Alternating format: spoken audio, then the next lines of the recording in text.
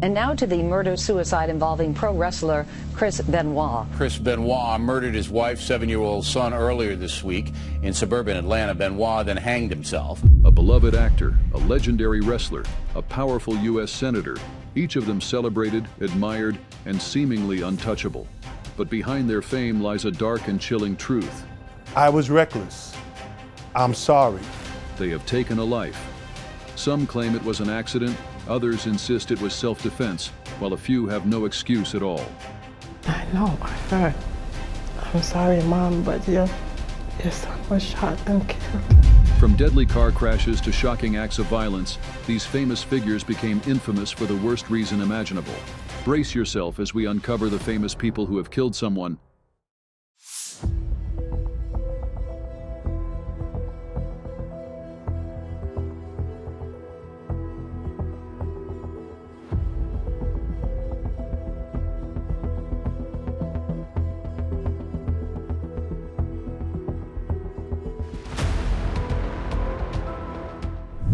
On July 18, 1969, around 11:15 p.m., Senator Ted Kennedy left a party on Chappaquiddick Island with 28-year-old Mary Jo Kopechne. Kennedy claimed he was driving her to the ferry when tragedy struck. Kennedy's Oldsmobile veered off a narrow bridge into the dark waters below. He escaped, but Mary Jo did not. Instead of immediately calling for help, Kennedy left the scene, passing houses with working phones, and returned to his hotel. He didn't report the accident for nearly 10 hours. By then, it was too late. Some speculated Mary Jo might have survived for a time in an air pocket. Kennedy pleaded guilty to leaving the scene of an accident and received a 2-month suspended jail sentence. I made immediate and repeated efforts to save Mary Jo by diving into the strong and murky current. I regard as indefensible the fact that I did not report the accident to the police immediately. Though he remained a powerful senator, Chappaquiddick effectively ended his presidential ambitions. The incident left many unanswered questions. Was it truly an accident or something more sinister?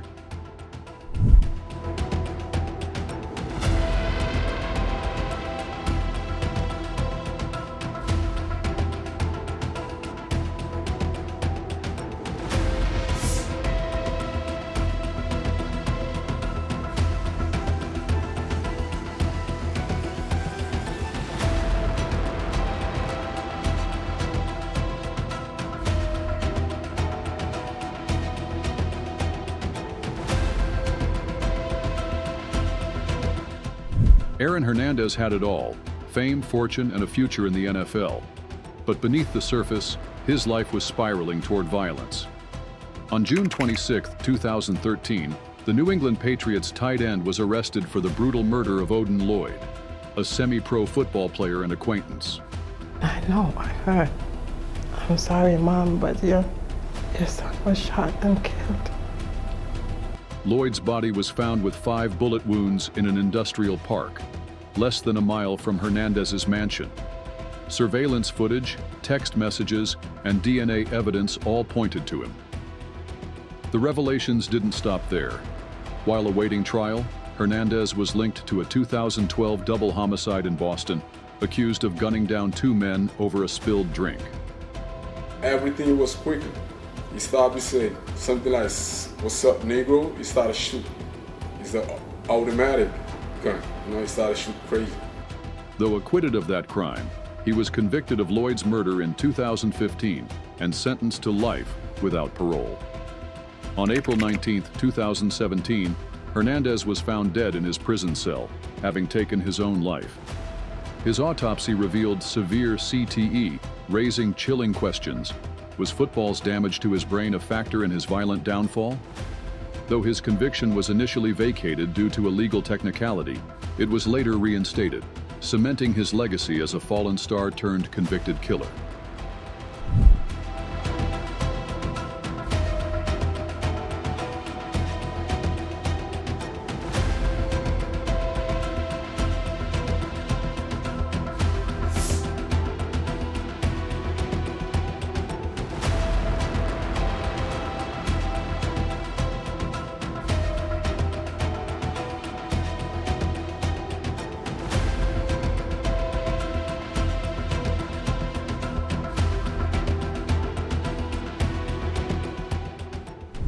Keith Moon was known for his wild antics as the Who's drummer, smashing hotel rooms, blowing up toilets, and living life at full volume.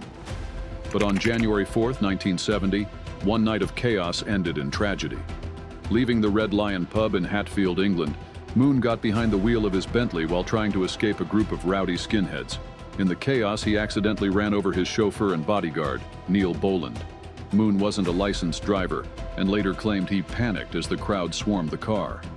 Basically, it fell on Keith's shoulders that one way or another he had been responsible for the death of his friend, and Keith got very, very, very low. Though charged with driving offenses, he was cleared of criminal intent when a coroner's inquest ruled it an accident. The guilt haunted him. Moon's reckless lifestyle only escalated, and in 1978, at just 32, he died of an overdose of heminevrin, ironically prescribed to treat his alcoholism. A life lived at full speed until it stopped.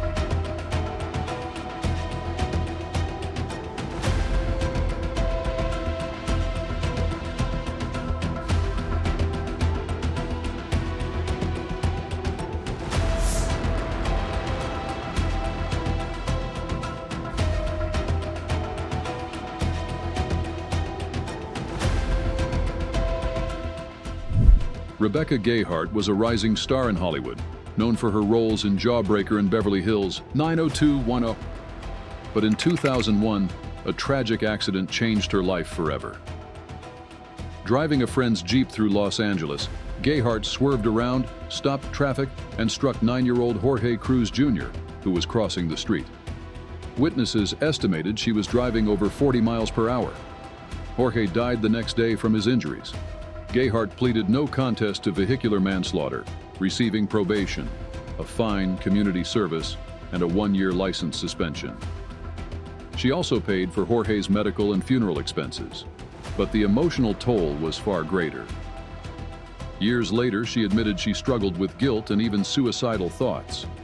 Now she speaks about the tragedy openly, acknowledging the pain it caused both Jorge's family and herself.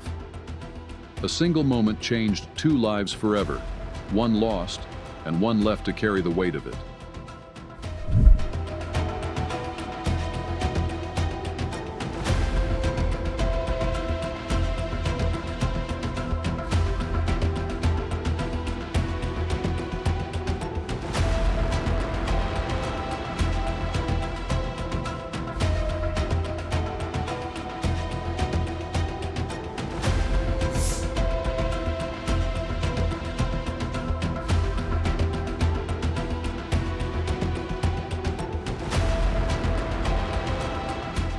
And now to the murder-suicide involving pro wrestler Chris Benoit. Chris Benoit murdered his wife, 7-year-old son earlier this week in suburban Atlanta. Benoit then hanged himself. Chris Benoit was a wrestling legend, admired for his technical skills, respected by fans and peers. But in June 2007, his name became synonymous with one of WWE's darkest tragedies.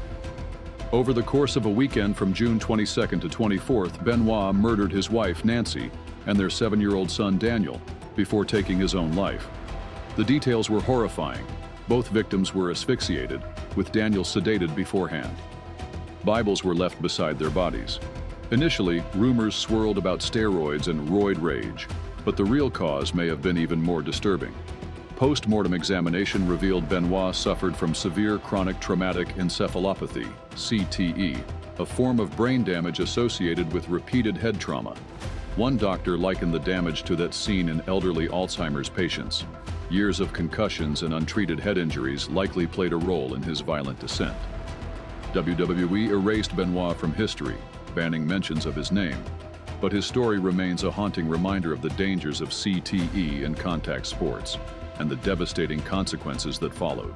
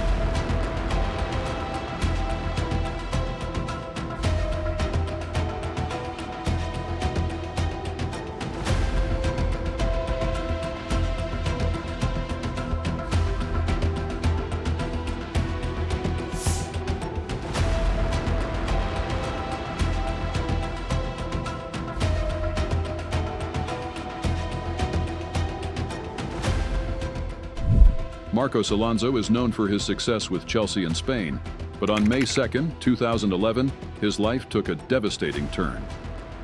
Then just 20 years old and playing for Bolton, Alonso was behind the wheel in Madrid when his car crashed into a wall.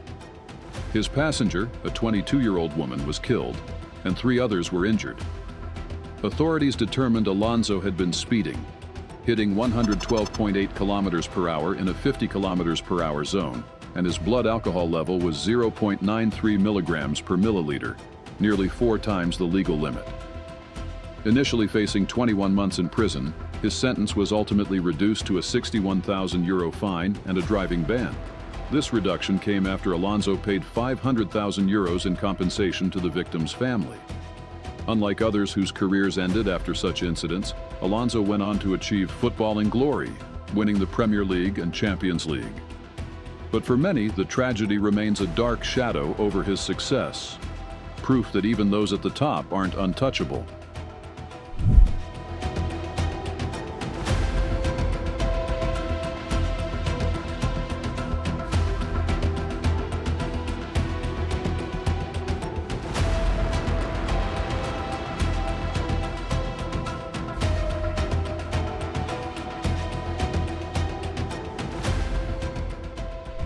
Amy Locane was a rising star in the 90s, known for Melrose Place and Crybaby. But on June 27, 2010, one reckless decision changed everything. 911 emergency, what are you reporting? A drunk driver? The woman, she just pulled over? Driving drunk with a blood alcohol level nearly 3 times the legal limit, Locane crashed into another car in Montgomery, New Jersey. She was traveling 53 miles per hour in a 35 miles per hour zone. The impact killed 60-year-old Helene Seaman and severely injured her husband, Fred. Initially sentenced to 3 years, Locane served 2.5 years in prison. But the legal battle didn't end there. Prosecutors argued her sentence was too lenient, leading to multiple resentencings. In September 2020, she was resentenced to 8 more years. For Seaman's family, justice had been delayed for too long. Locane's once promising career is now forever defined by this tragedy. She was released from custody in December 2024, having served her sentence.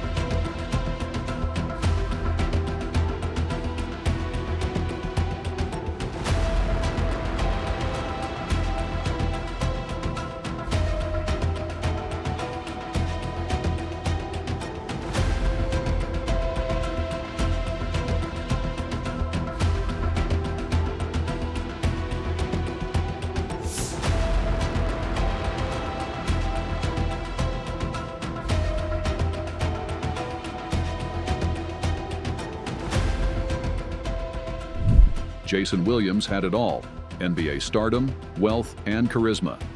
But one night in February 2002 changed everything.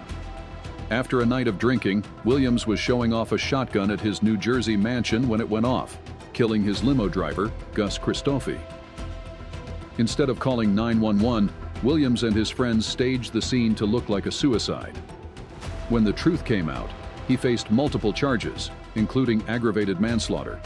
In 2004, Williams was acquitted of aggravated manslaughter but convicted of covering up the shooting.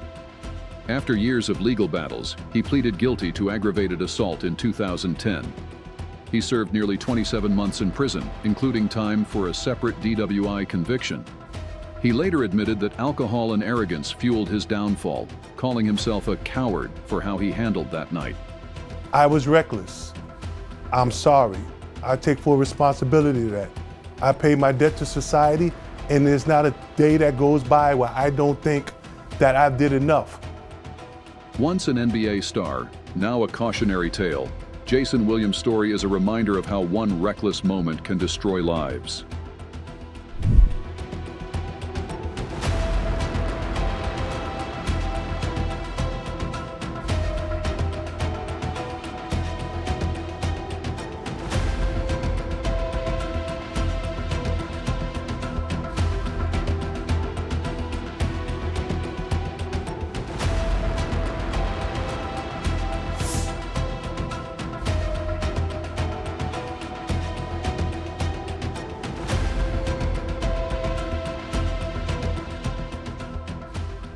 Long before she became First Lady, Laura Bush was just a 17-year-old high school student in Midland, Texas. But on the night of November 6, 1963, a tragic mistake changed her life forever. Driving her father's Chevrolet Impala with a friend, Laura ran a stop sign at an intersection on State Highway 349. Her car collided with a Chevrolet Corvair, driven by 17-year-old Michael Dutton Douglas, a classmate and close friend. Douglas was killed in the crash, while Laura and her passenger suffered minor injuries. There were no charges, no arrests. The incident was ruled a tragic accident, but for Laura, it left an unshakable grief that she carried for decades.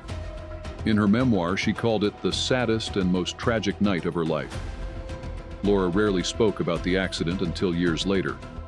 Though ruled accidental, the weight of that night and the fact that she had caused someone's death never left her. Even in the White House, the memory of what happened on that dark Texas road stayed with her. Some tragedies never truly fade, and the guilt, as she said, is something she'll carry for the rest of her life.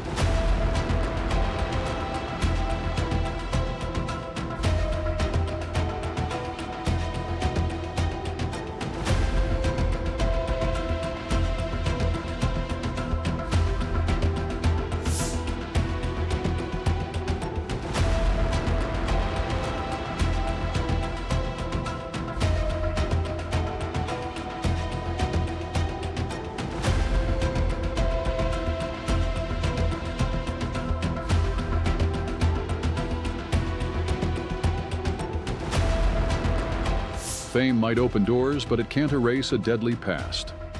Some of these famous killers walked free, their reputations barely tarnished, while others faced the full force of justice. But the question lingers, should their fame make a difference in how they were treated? Do you think they were punished fairly, or did they escape too easily? Let us know in the comments. And if you want more shocking truths about the world's most famous figures, don't forget to like, subscribe, and hit that notification bell. Until next time, stay curious and stay cautious.